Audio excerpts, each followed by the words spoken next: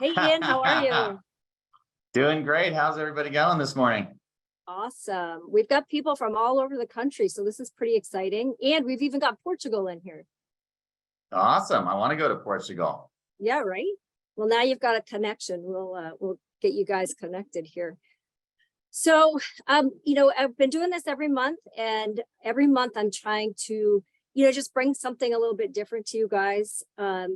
Obviously trying to promote luxury, trying to educate everybody on what you can do for luxury and how you can get into luxury if you haven't been doing it so far. And really just kind of, a little bit of kind of dumbing it down for you guys, for everybody, for me too, so we can all continue to learn and grow and do a better job in luxury, not just here, where you're located, but across the country. So now you've got referral partners you can see here on the screen, which is pretty cool. Oh, we got another Buffalo, New York person just joined. So we've talked to people in Connecticut, San Mateo, North Carolina, Los Angeles, and now today we're going to be talking to Ian, who is from Wyoming. So Ian, can you just give us a little background about you? Well, the background is that we have only been a marketplace for 6 months. So it's all new and it's exciting. And, I still don't know most of the lingo coming from Sotheby's after 15 years, but I sure have been happy to connect with you guys and connect with the Keller Williams family, not only at Mega Camp. That was literally just a few weeks after that we got our license, and I was at Luxury in Boston. So I got to meet maybe some of you, or certainly some of the luxury group that was there. So that was exciting for me. I actually was the only one from Jackson Hole. We're the only marketplace in Wyoming. So again, we just got going about 6 months ago. We have about 40 agents. Most of those came from Compass. I was the first one from Sotheby's. I'll be a partner here soon. And we're in a temporary office right now, and we're building out about 5,000 square feet, which we'll move into middle of the summer. So the opening of the company, the new office space, we already have office spaces in 2 counties that are around us. Actually, one of them is in Idaho. And our area consists of about 4 counties. Certainly the luxury part of the 4 counties is in Jackson Hole here, where the town of Jackson is, surrounding area, which is, I don't know if any of you've been here, but it's at the base of Grand Teton National Park. And, very seasonal, amazing summers, great winters. Great winters when it's not freezing cold. This year so far it's not. So we've got lots of snow, lots of visitors, and it feels like it's kind of COVID free. So the market, on the other hand, is that's a whole nother story. Awesome. So what I'm hearing is that you're the guy. You're the only office there, so you are definitely our referral guy. Yeah, there isn't. The closest Keller Williams is in Idaho Falls. It's about 100 miles from here. So, you all, and I'm starting to understand too, how the marketplaces can all be, part of the same ownership group. And I've met folks that are in marketplaces where there's, 500, 600, 700 brokers. So again, it's all a learning experience for me coming from Sotheby's, but so far, I love the people that I've met. I love the culture, and I love some of this. I had one Zoom call with Christine, which was fun, and looking forward to staying with you guys every month. Awesome. Well, welcome to Keller Williams. We're super excited to have you, and to have you as a referral partner now. So Ian, I'm going to ask you just a variety of questions. But one of the things that I wanted to kind of just jump into first is, when I'm picking people to do the Zooms, obviously I do a little research on people, right? So one of the things that I really found that I really liked about you was your bio online and the pictures that you have of yourself online. You're probably thinking, oh gosh, what is out there? What is she talking about? No, it's very personable. You talk about that you like skiing, that you like fly fishing. You have pictures of your family as part of your website. Your profile picture I found on your website is a very casual, very relatable guy. It's not a guy in a suit. It's not a headshot of it with a, it's not a glamour shot. It's you. Well, thanks. I actually probably would comment differently, but I like it. Well, you bring up a good point. So here in Jackson, although it's a very high net worth area, it's also very casual. People will say it's the non-Aspen of the ski areas or the resort areas. It's really low key. Yes, we've got plenty of famous people, just like you guys do in Southern Florida, but it's laid back. We go to the nicest restaurants. We go to in a t-shirt and a pair of jeans if you want to. The numbers of clients that I have, or the high net worth clients that I have, in this business, if you have 10 or 20, trying just to get one or two more in this sphere is very important. And so talking about, the kind of the outdoors and the casual aspects, I spend a lot of time with my clients, if it's skiing or playing rounds of golf or mountain biking or being on my lake boat at the base of the Tetons. So just spending a lot of time with the clients, making sure that I am, I guess, have a depth of a relationship that's beyond just the real estate business, so that they know that they can call me and find out who is a good nanny or all the things that you guys are doing. But with a fewer number of clients here and many fewer transactions that you guys do, if I do one transaction a month here, like that's great, because our single family, the average sale here is over $3 million. So just keeping that relationships and trying to build on those, and then hopefully make relationships with your high net worth clients too. So when they come out, we'll have more of a personal relationship, and it's pretty laid back here in Jackson for sure. That's pretty cool. So relationship is the key to success there. Yeah. I was talking to a broker that I'm trying to recruit, and I just had this, the conversation with him was about the KW experience and how I feel like I'm building a core of relationships with some of these outside brokers. And those relationships are important, as well as the relationships here in Jackson with your high net worth luxury clients that, again, if you're doing 10, 12 sales a year at an average of $3 million, you're doing well. That may be an average year for you, but then of course the sky's the limit.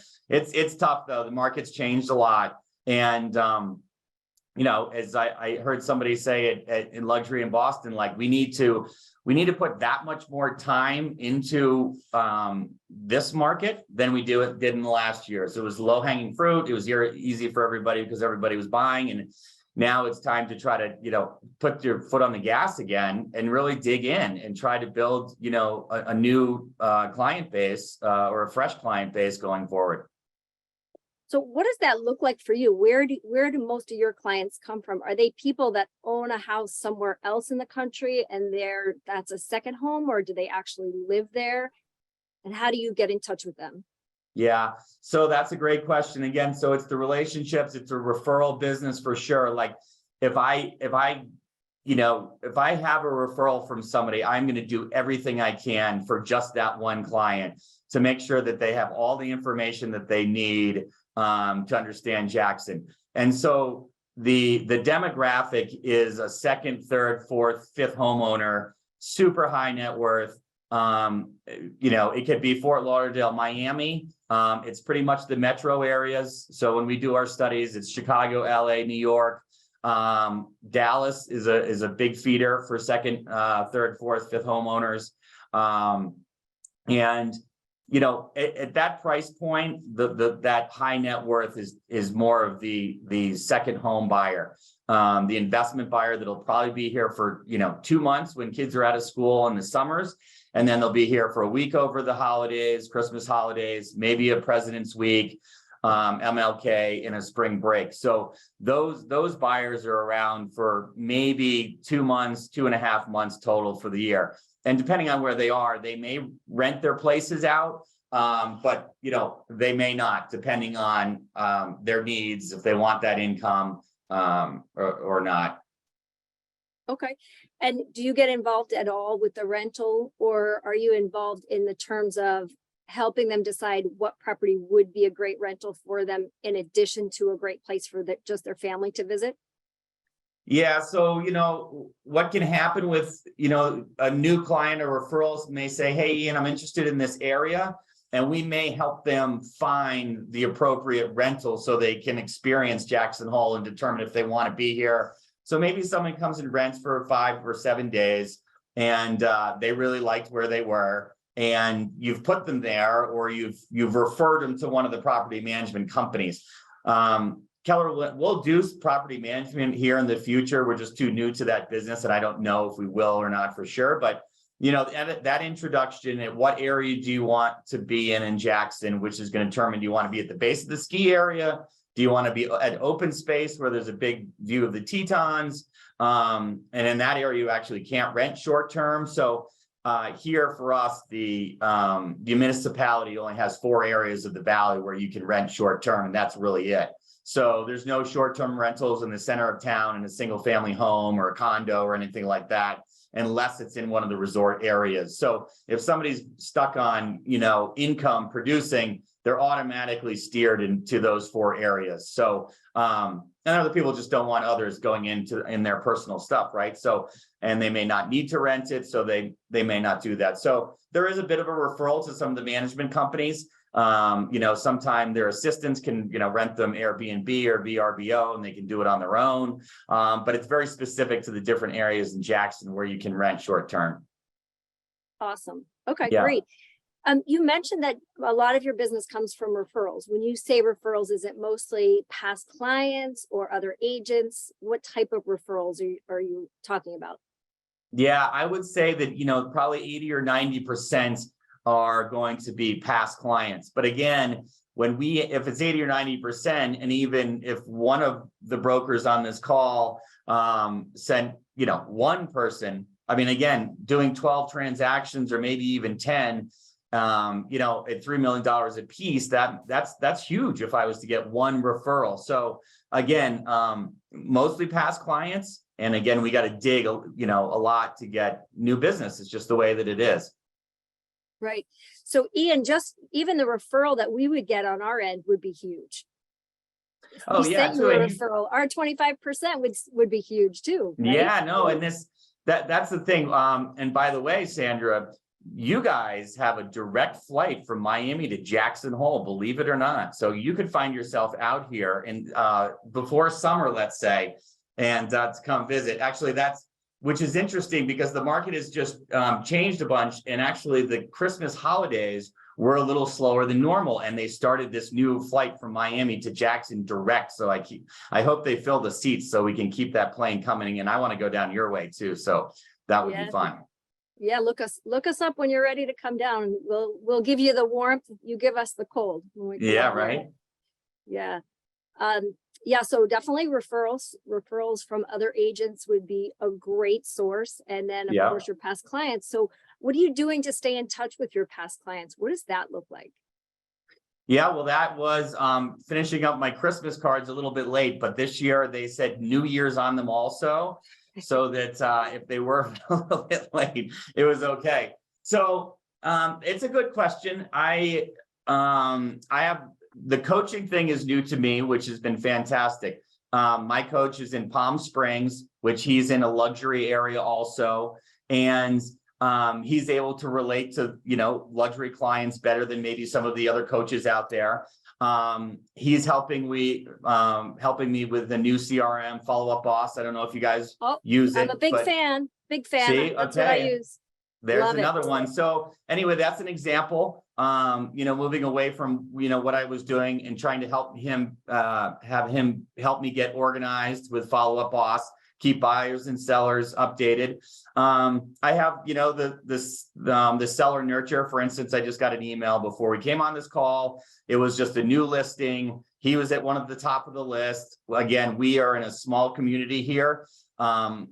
New listings are very difficult to find. One came on yesterday. It's right, it's a few doors down from where he is. So just in making sure that everybody's kept up with the market, which is, it's interesting now because we just really don't know where it's going, but brokers are just hoping for new listings, looking at the hot sheet 3 times a day, just trying to find new listings to send off. So, a newsletter once a month about the market, a newsletter once a month that's kind of a relationship one, which is telling about what's going on in Jackson, what the events are, as I mentioned, Christmas cards, and then whatever listings are coming out that I can stay in touch with those clients. What I have now is clients that are moving from selling maybe a townhome and trying to find maybe the next step up. And I have 3 of those clients. And so those in themselves are super important if I have a seller and a buyer as just one client. And it is just really tough finding new listings for them though. Yeah, so that's the beauty of having stayed in touch with all your clients over the years. Now they're maturing to an even higher level of luxury. Yeah, exactly. Awesome. So the newsletters that you do, are they digital? Are they in print? Yeah, no, so we're going to have one that the company's doing. Again, we're new. So literally we're just trying to organize exactly how our logo is. So it's a standard logo across all of we have the logo, but in terms of where it's going to be in print and on social media and how it's going to look and what, the taglines are going to say. So we're just getting there. So the newsletters I'm referencing are just a monthly newsletter, a general newsletter. Hey, just, touching everybody that's on my in my database, and then a market report one, just touching everybody on my database. Okay, that sounds pretty easy. Yeah. MailChimp. MailChimp. Okay. Yeah. Very good. And how about gifting? Do you do any gifting at all throughout the year? You did mention that you're spending a lot of time with people. Is that something that you're paying for clients to go out and do things, or tell me a little bit about that. Yeah. So, and gifting means not like closing gifts, but, just again, time spent with clients. Mm-hmm. Yeah. It's I think the wine and the dining, those relationships, as example, in the wintertime, I'm trying to be in those spaces where my clients are going to be. So if it's after skiing, they're coming in, maybe I get a coffee or a beer with them, discuss what's going on with their families, keep it super casual. If the real estate comes up, it comes up. So here, we're able to get in front of our clients pretty easily because we live in a small community. There's only 20,000 people that live in this entire area, which is very large. So lots of open space, ski area in the summer and in the winter. But of course, in the wintertime, that's where a majority of the people are staying at the Four Seasons, the golf resort, condos that are around the lift. So spending a lot of time with my clients out there and hoping that if I can take a couple of ski runs with them, actually this afternoon, the guy that referred me to one of my clients, I'll be taking a couple runs with him, and we may go out to dinner tonight too. So it's pretty easy to get in front of your clients here because we live in a small area. Well, Ian, it sounds like a great life. I mean, I kind of want to move out there now. Right, until the market hits the skids here, because we are down substantially. So how is your guys' market there? Is it really tripped up, or do you guys feel like that there's definitely a consistency in your market throughout the price points? Oh, we've definitely slowed down. We're still closing, which is great, but the inventory levels and, we're carrying a lot more listings right now than during the pandemic. We were down to, 1 or 2, and now we're back up to 35. Okay, yeah. And interest rates have a bunch to do with probably the lower mid-level buyers versus the high end. Our high end has not slowed down at all. In fact, those appreciation or price points, they've even gone up because those are buyers that have, they're probably investing for the long term. And that's kind of a dynamic too of, or a demographic of our buyers here that literally invest in Jackson Hole for the long term. Second, third, fourth, fifth homeowners, probably the property will go to their children at some point. there's not a lot of good reasons for people to sell properties right now. The price points got to where they are. And so people have to have real reasons to be checking out of Wyoming. Not only that, is we are usually considered the #1 tax-friendly state in the entire country. That's another incentive for people to come here and open up an LLC, say that they're here for 6 months. I know that you guys are pretty tax-friendly in Florida, along with Texas. So that's another reason why we find clients coming here super on the high, especially on the high net worth level. Right. Now your property taxes are super low. Is that correct?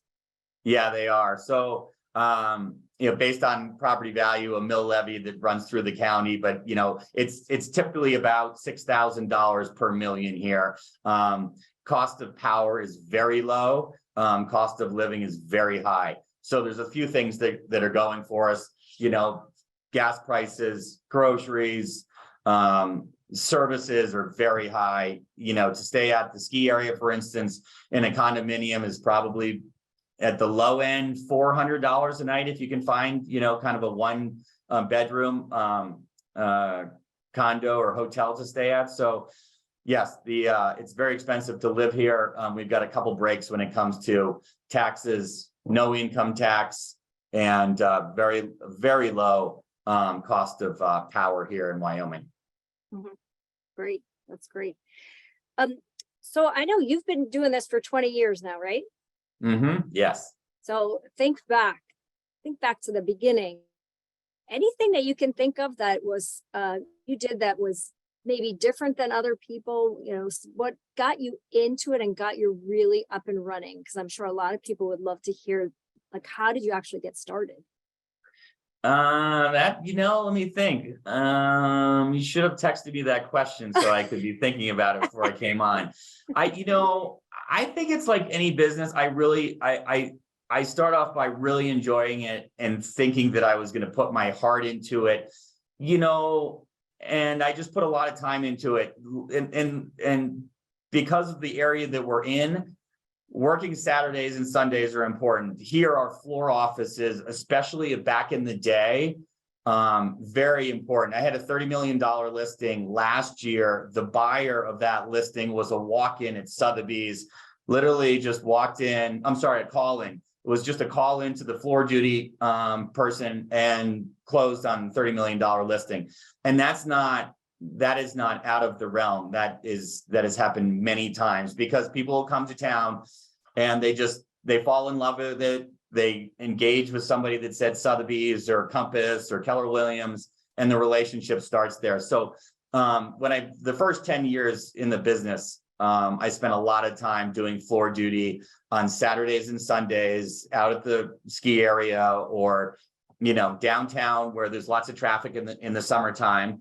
And I was passionate about it. This is what I wanted to do. I got to meet great people who I also go skiing with and play golf with and fly fish with.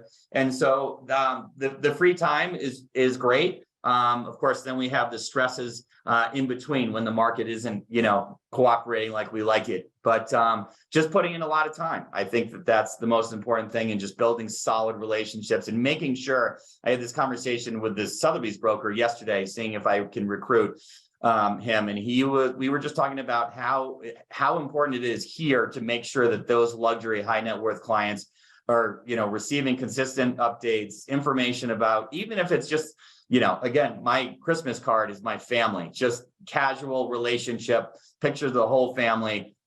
And, hey, can I buy you a beer? Can we go out to dinner? Is there anything I can do for you? It's very relationship based here, very personal. It's really fun to hear you talk about that, because I feel like sometimes we kind of lose touch with that, especially as we're in some of these maybe busier areas like South Florida, where there's so much turnover and people coming and going.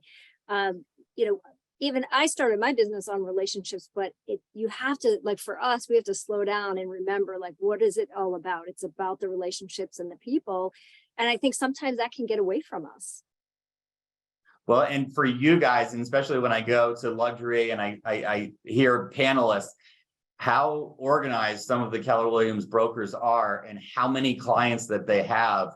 And I'm envious about the success stories that I hear about so many of our group, it's Sotheby's, it's Compass, it's wherever, or any broker at a smaller firm. But just like you said, just that the organization piece, which is one thing that it has really stood out for me at Keller Williams, because when I went to luxury and then I got a coach, and I realized all of the things that I weren't doing on top of just keeping those relationships, which is just that organization piece, staying in touch. That's a part of my business I can do definitely a better job with, the consistency of the touches on those, maybe it's not the top 10 tier clients, but it's the next tier, the 25 to 50, maybe, buyer nurture or warm lead or whatever you guys want to call it, right? It's trying to get those relationships built like the top tier that you put a lot of time and effort, and I can definitely do a better job with those. And so coaching is helping a little bit there. I think it's great that you shared that with everybody, because not everybody on this call is in coaching. So, it's nice to hear a little feedback on that. I'm in coaching as well, and I completely agree with you that, just having somebody kind of reminding you and poking holes at what you're doing. We think we're doing it right until somebody else kind of from an outside looks in and says, oh, you could do this a little bit better or a little bit different. And we can all continue to grow. No, I think it's a great point. I think when I went to Mega first 6 months ago and I heard all about coaching, I was like, what is a coach? I don't even know what a coach is. What, why do so many people that I'm hearing these success stories have coaches? Well, it may not be for everybody, but I would think that it's probably for most people, just having somebody to help you organize. My coach is like a wealth of knowledge too. He has so many different ideas to share from what he and his team do. And that's another thing too. I felt like at Sotheby's, there's definitely a competitive nature with everybody, where nobody wanted to share their ideas. And, at Keller Williams, it's different. I think this is an example of it. Hey, meet everybody. Here's everybody's email, share some ideas, share clients, whatever it be. The culture at Sotheby's here in Jackson, at the very least, it wasn't as friendly, and it was just different. It feels better now that, I'm at Keller Williams and we're starting this new marketplace, and it's fun. Well, we're glad you're here. I think the one thing that I would say is it's really nice to not be the only person on the island, right? That's what I think real estate is. With a lot of companies, you're an island. You're just like your own little business, and it's competitive with everybody. Here at Keller Williams, we are a family, and we are here to support each other and help each other learn and grow. So I hope that you're going to have many years here enjoying that. And I think probably most everybody on this call would be happy to help you in any way that you need. I'm looking forward to it. And I'm sure all the successful brokers that are on this call, who's going to the family reunion, did we talk about that? It's interesting. I get overwhelmed when I go to these big conferences, but at the same time, if you try to take little pieces or go to some of the breakout sections, I think it can be helpful. And again, it comes down to the relationships, meeting more people, having calls like this, and staying in touch. Yeah, I think if you go with a purpose, because like you said, it's overwhelming. There's, 10, 20,000 people there. Go with a purpose and a plan, and then you'll get so much more out of it. So, kind of make that list. Maybe if you have a MAPS coach, talk to them, or somebody else who's a little bit more seasoned in going to the events and making it a success. Talk to somebody else that can give you a little bit of their advice as to how to do it. My goal would be different than your goal or somebody else's goal, but we should all have a goal of what we want to get out of it when we go. Yeah, those are great points. For sure. Let's see, what else do I have here? What do you think sets you apart from your competitors? Not our KW agents, but the competitors in your area. What do you think sets you apart when somebody's deciding to list their home? What do you think makes them choose you? Oh gosh, you're putting me on the spot here. I don't want to talk about myself like this. I Come on, don't you're a super know. success. We need to hear the secrets. Oh, you guys are all just as successful. I don't know. I think that experience helps, I would say, for today. I don't know how I would answer that 10 years ago, but I've bought and sold my own properties. I'm doing my own development, which is in the next county down. It's going to be some of kind of affordable employee housing duplexes on a property that I bought a couple of years ago. I've got an investment property at the mountain. So, land acquisition, development, and luxury condos at the ski area. I've sold properties, $20-30 million, and everything in between. So I guess that I've got experience throughout. I don't really do a lot of commercial here because it's tough. There's a few guys that really concentrate on new leases in kind of the downtown area. I find it interesting. It's hard though if you don't just stick with that client base and focus on the commercial side. So I don't do a lot of that. I'll maybe do a one deal a year. I find it interesting. It's just hard. So I don't know. I guess to answer your question, just the experience. Because experience means that you've had that many more transactions over that many different kinds of buyers and sellers and different kinds of properties. That would definitely set me apart, as a seasoned and a local. I've been here for 25 years too, so I think it's very difficult for people to start in the business in an area like this because it's very competitive, not a lot of listings, and you really just need to know your surroundings and the reasons why luxury clients are moving to Jackson. Mm-hmm. So it sounds to me like the reason is because you are the expert. You know what you're doing. You've also done it for yourself. You've bought and sold for yourself. So you've been in their shoes. So you can really talk from both the realtor side and the actual investor, purchaser, seller. You've been on both sides. I guess, Sandra, yeah. No, I think that's right. I think if it's and it's hard, like that's a tough question to set yourself aside from what the competition is doing and how you're going to get a listing. I think that's important. And if you don't know that, if you don't have the confidence and the experience, it's probably going to be difficult for you to set yourself apart from the competition. To that point, it's, this is a business, it's 7 days a week. It's on Sundays at 7 o'clock in the evening if you have to. And I think that I've put in the time and I think that's, we are in the sales business when it comes down to it, the more time and effort that we put into it. But it's also, and this is a little bit about the coaching part. I've got 2 kids, they're 9 and 11, want to spend as much time with them as I can. So I need to do my business in a better, smarter way, so that I can spend more time with the family and spend time, doing the things that we like. So it's a challenge, right? And I think that's the coach is helping me a little bit to kind of organize myself and point me in the right directions when I stumble a little bit. So, but yeah, we got to do it all, right? You got to do all of the things in this business, the relationship part, the marketing part,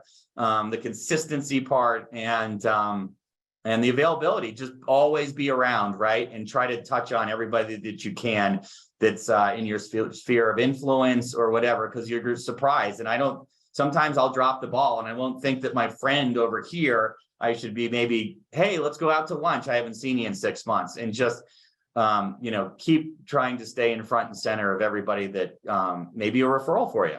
Right. Right. And you just never know who that's going to be. So you got to spread that net out. Well, great, Ian. I'm going to open it up for questions. Davies, are you still with us, or you want me to do the chat? All right. So I guess if you want to just put questions in the chat. I'm not the greatest with this Zoom thing, so I'm trying here. Davies has abandoned me. If you want to just put some questions in there, or you can raise your digital hand, which I'm not sure how to do that either. Davies, come back. Okay. Somebody is asking if you can give any guidance on finding a coach. Oh, That is such a, and I'm gonna preface my answers with my inexperience at Keller Williams, although I'm such a wannabe and I want to be as successful as you guys all are. Look, I think that I got lucky. I was in luxury in Boston and I was there by myself. I did not know a single person. Everybody's grouped up and it was one of those things where I just threw myself at it. One of the questions that I ask people when I would meet them is, hey, do you have a coach? Because one of the reasons why I left Sotheby's, I saw a question came up about that, was I felt like that the royalty fee and what Sotheby's was doing for me with that royalty fee was not valuable enough. It wasn't a 6% value. That royalty fee from what Sotheby's was doing for me didn't seem like it had the same value. And of course, we don't have one in Keller Williams. And as it turned out, the difference in that 6% royalty fee for my income last year would have been $125,000. So it was real. So that was the beginning. But I felt like that Sotheby's wasn't really helping me in ways, especially on the marketing side. And so when I was at luxury, I kept asking people, hey, how did you find your coach? And people would give me their different answers. For me specifically, I think it's important to make sure that coach really understands your area, right? You don't need to understand their area, but I have heard about some stories at Mega and Luxury with coaches that were fantastic. But maybe if they're coaches that are in Houston, where there's 10 million people there, and the way that you're marketing your database or trying to find clients is going to be different in a very small, tight niche community like Jackson Hole. And so after I literally ended up bumping into somebody after asking 20 different people about their coaching, and I ran into the right guy. And he's in his Palm Springs small area where it's luxury, it's high net worth, and he was able to understand my area because of where he is and his experience and everything. And we obviously had a good rapport, and it's pretty laid back. I didn't want it to be like, hey, make sure that you tell me that I need to do 100 calls a week, cold calls. That's not me, but really get me focused. So every answer to the question was really just, the relation seemed like it fit. And I think that's the thing too. If you can't make 100 phone calls and your coach is going to tell you to do that, he's not the right person, because you'll be so stressed out every single morning thinking you have to make 100 phone calls that week, cold calls. And again, so I think it's tricky, but I would start maybe with kind of the leaders in the luxury and find out if there's coaches out there in that realm, and I think your location and really where you think that, how you want to be marketing. Do you want to be making 100 calls, or do you have a different way that you prefer to spend your time? So it depends, but those are a couple of reasons why I ended up with the guy that I have now. That's great feedback, Ian. Yeah. Just to kind of add to that a little bit, I'm on my third MAPS coach, and that's not because the first two weren't good, but my journey changed over time. And as your journey changes, sometimes you need to change and get somebody different or a different approach, or whatever it is. So MAPS is really good about pairing you up with somebody that makes sense. And for me, when I made the last change, I went from 62 million to 92 million that year. So holy, congratulations. That is amazing. Thank you.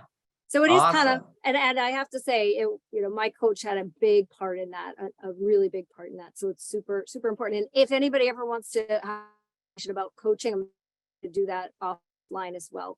Now, I don't coach, but I'm happy to talk about my experience. I bet you'd be a coach. Let's see, what else, what other questions outside of coaching do we have?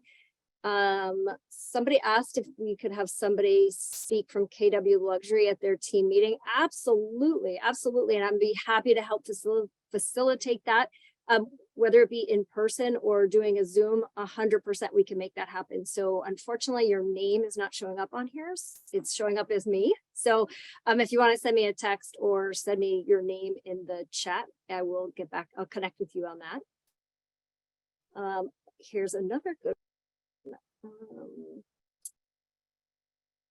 Was there a point that you exploded from 1 to 5 million to 20, 30 million, or did you just land bigger deals, or was it something you did? I think how's like the trajectory been for you from the beginning? And I know Yeah. your price point has changed a lot, probably just with inflation and, you know, that area becoming a lot hotter over the last 20 years.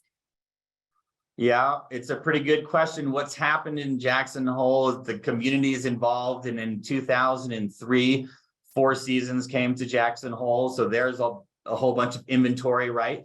That was on the much higher end than we had ever had before. A few years after that, the Shooting Star Golf Resort was opened. Those memberships are, you know, $425,000. I sold a home in there this past fall. It was $22.5 million. Without the golf resort, there wouldn't have been a $22.5 million house in town. The luxury condos where people can really just find themselves, you know, like I said, the 6 weeks over the summer and a couple times in the winter time. You know, 20 years ago, we didn't have that super high-end luxury. And so I guess answering the question was, I didn't purposely was able to go out and find these listings. They developed, and relationships changed, and referrals came. And so there was a guy that, you know, a family that wanted to buy the house in Shooting Star. And last year I sold that house. It was $30 million. It was you know, it was 115 acres and 13,000 square foot house, and kind of at the end of the road, big view of the Tetons. You know, that I can't even remember how I met. Probably, I think a referral on that one too. So, you know, the valley changed, luxury changed in Jackson, and our airport is very efficient. So, you know, before people would say, oh, Jackson's hard to get to, we just go to Salt Lake. Well, like I said, we've got a flight from Miami now, so it's pretty easy to get to. So the high net worth people came because of the airport, the new developments. And so, you know, you get, I don't want to say it's lucky, but, you know, you're trying to do as many transactions as you can here, and hopefully they'll be on the higher end. But gosh, right? Or actually, I was just looking it up last night because one condo sold. Are the least expensive property in Jackson right now is a 1-bedroom condo. Is built in 1975. It's $650,000. So, but I'm happy to sell the $650,000 condos in between. You know, hopefully our high net worth clients. So the answer is that the valley changed a lot. You know, a lot of private airplanes coming in now, and people are trying to find that zero income tax basis too. Awesome. Great answer. It sounds like it's really changed a lot in your life, the 20 years that you've lived there. I'm sure that's been fun to watch it change over the years. Yeah, and those are, I gave a few of the examples. You know, let's see, property values probably started with the Four Seasons and at our ski area. And then, you know, some of the developments that are just outside of that area are equally as valuable, just 2 and 3 or 4 miles away. There may be the 1 acre at the ski village with a house on it is, you know, $10 to $15 million average. And then, you know, just 4 or 5 miles away, you might get a 5-acre parcel, but it might be on the river, and it may be in that 10 to 20 million price point too. Trying to find a single family home in some of our main areas or our more desirable areas, trying to find $5 million house is tough. It's kind of right on the edge. You can find those type properties in the denser areas that are just outside of the town of Jackson. But when you go to the higher desirable areas by the river, close to a put in for a boat or close to the ski area, you know, you cannot find a house that's in that $5 million price point anymore. So yes, wow. It's changed a lot. I wish I had that problem here, Ian. I'm sure you guys have many, many beautiful homes there that I wish I had too. Yeah. So I think we touched on that you do a lot of dinners and smaller events. Somebody's asking if you do events for your past clients or potential clients. That's a good question. When I was at the mega conference, I remember one of the panelists who was being interviewed, and he does a baseball game, and he was being interviewed by Gary at that point, and he has been super successful with his sphere of influence, having baseball games with kegs of beer and catered or whatever it is. I can't say that I've had any events like that I've done. Gosh, I don't know. You know what? I think the answer here is because we have so fewer clients and they're here at different times. But our company has just been talking about that, how we may choose like, one of the restaurants. We did a holiday cocktail party, but it was the company that did that. So I don't do any events, honestly, but I see how that in some communities it can be fantastic, and somebody can just expect that that's coming up if it's Memorial Weekend or 4th of July or whatever it may be. I think it's great ideas. I haven't gone there. The only events that I really do are probably catered open house. I'll do that from time to time, and that's about it. Well, it sounds like it's a little bit more challenging for you where people are coming in at different times. They don't live there full time. So, trying to get everybody at the same time would be a little more challenging for you. Yeah. I mean, remember, most of my clients are not here at the same time. I want to say, it's probably 3/4 of my clients, I should know this, but that's probably a pretty good guess, are only here part-time. And so, but those are good. Again, those are good clients to have because they may be tired of the condo that they've owned for 5 years, and they notice there's a new development, and maybe they can, with the equity that they currently have in their condominium, they can get to the next luxury step up. It's a newer condo, and it has better amenities or whatever it may be. So most of my clients are out of town. Okay. Yeah. Any other questions? Davies, did I cover all the questions, or anybody want to throw a couple more in there? Ian, what would your best advice be for somebody who's trying to really grow their luxury business? What would be the top thing that you would recommend? Oh gosh. Talk to my coach.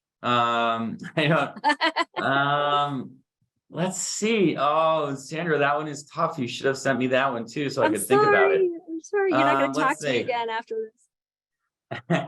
I don't know, guys. Let's see what, I think that, honestly, just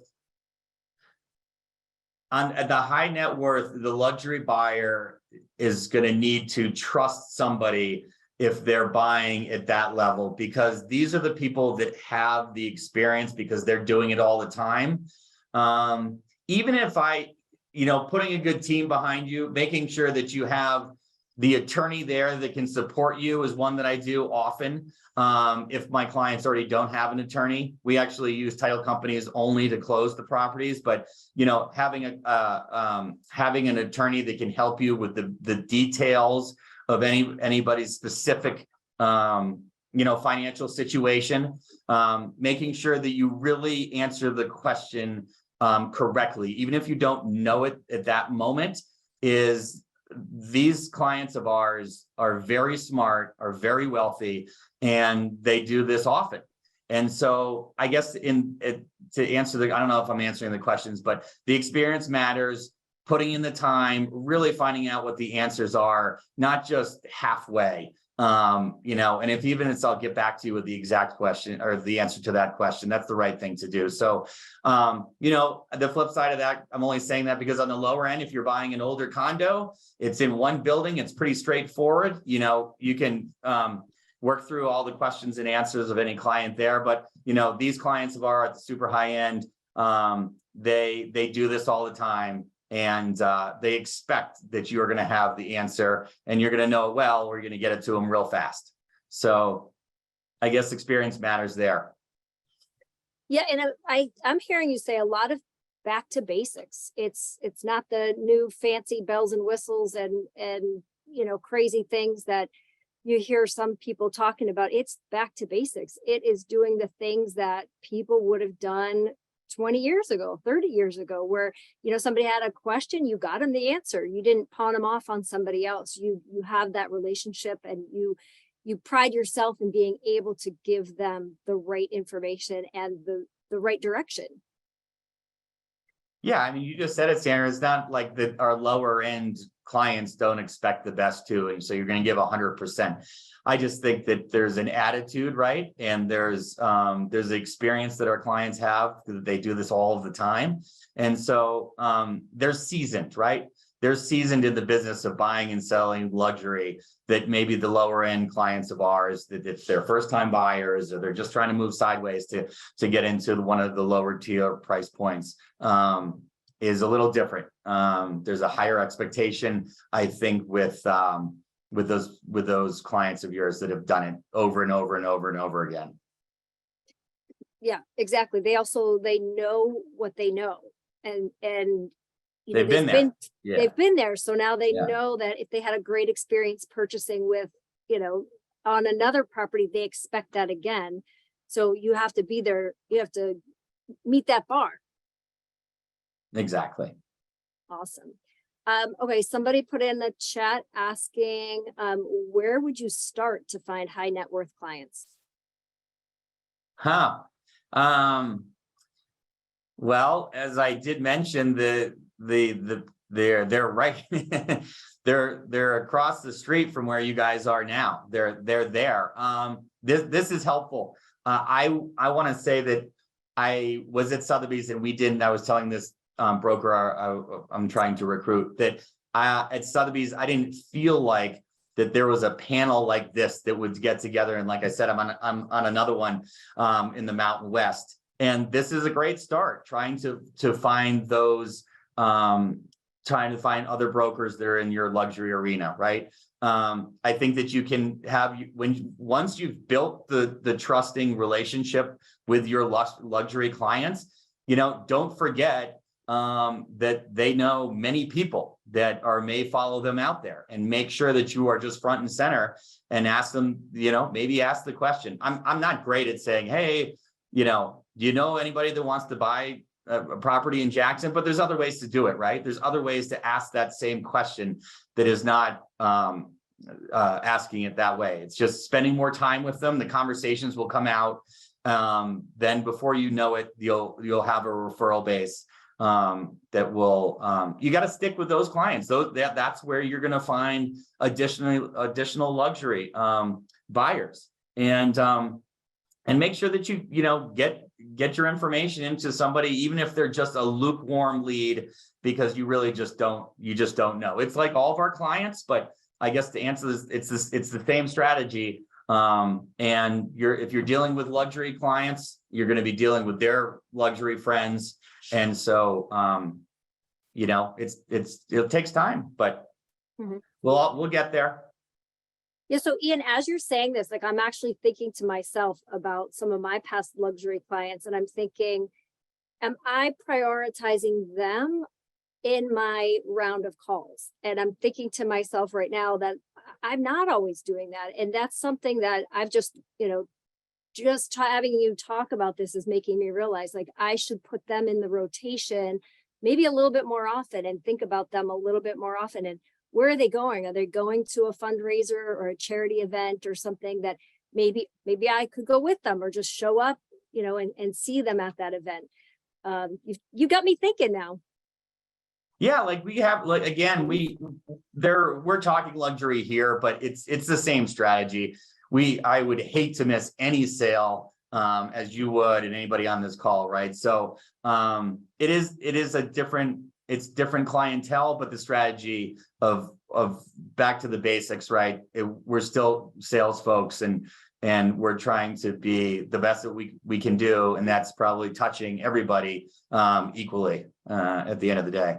Right. Somebody's asking, if you don't already have any high net worth people in your world, where would you recommend that they go find them? Oh my gosh, these are tough questions. That's a tough one.